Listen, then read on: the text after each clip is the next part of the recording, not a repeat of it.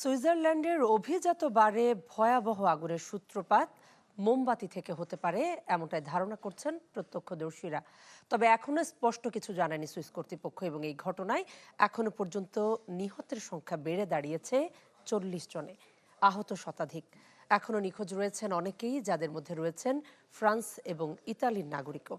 নিখোঁজদের সন্ধানে চলছে উদ্ধার তৎপরতা। নতুন বাংলাদেশ গড়তে এলো জুলফিকার স্টিল। জুলফিকার স্টিল, ইস্পাত দৃঢ় অঙ্গীকার।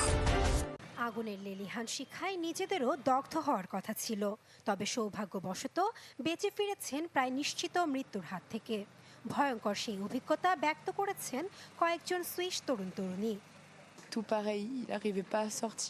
আমিও আমার এক বন্ধু মিলে সেখানে যাচ্ছিলাম, এর মধ্যেই আমি তাকে নিয়ে নিচে যাই। এরপরই আগুন দেখতে পাই। আমি সেই বন্ধুটির হাত ধরেছিলাম, কিন্তু উপরে উঠতে যেই আমি তাকে হারিয়ে ফেলি। এখন সে আমার ফোন ধরছে না। আমরা আগুন আগুন বলে চিৎকার শুনছিলাম, কিন্তু পরক্ষণেই ভাবছিলাম এটা কোনো জোক নয় তো। এরপরই ঘন কালো ধোঁয়ায় ভরে গেল। আমরা ঠিকমতো শ্বাসও নিতে পারছিলাম না। ভিড়ের ভেতর হট্টগোল হওয়ায় নিচেও নামতে পারছিলাম না। পরে আমি জানালার গ্লাস ভেঙে কোনো মতে বের হতে পারি। এদিকে সুইস কর্তৃপক্ষ বলছে আগুন কিভাবে শুরু হয়েছে তা এখনো স্পষ্ট নয়। তবে প্রত্যক্ষদর্শীদের ধারণা, ঘটনার সময় মোমবাতি থেকে বাড়ির বেসমেন্টের ছাদে আগুন ছড়িয়ে পড়তে পারে।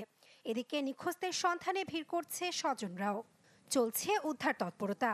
ভয়াবহ দগ্ধ হওয়ায় মরদেহগুলো চিহ্নিতে সময় লাগতে পারে বলে জানিয়েছে তদন্তকারী কর্তৃপক্ষ। একে এযাবৎকালের সবচেয়ে ভয়াবহ মর্মান্তিক ঘটনার একটি বলে উল্লেখ করেছেন দেশটির প্রেসিডেন্ট গাই পারমেলিন। জানিয়েছেন নিহত পরিবারের প্রতি সমবেদনাও। বছরের প্রথম দিনে আজ আমরা একটি দুঃখজনক ঘটনা নিয়ে এখানে দাঁড়িয়ে। অনেক প্রাণহানি ঘটেছে, যাদের বেশিরভাগই তরুণ। আহত অনেকেই হাসপাতালে। ঘটনাস্থলে ফুল দিয়ে মোমবাতি জ্বালিয়ে নিহতদের প্রতি শ্রদ্ধা জানাচ্ছেন শহরের বাসিন্দারা। স্বজন হারিয়ে কান্নায় ভেঙে পড়ছেন কেউ কেউ। বৃহস্পতিবার স্থানীয় সময় ভোরে নববর্ষ উদযাপনের মাঝে শহরের কেন্দ্রস্থলে অবস্থিত জনপ্রিয় বার লে কাস্তেলাসিওতে এ আগুন লাগে।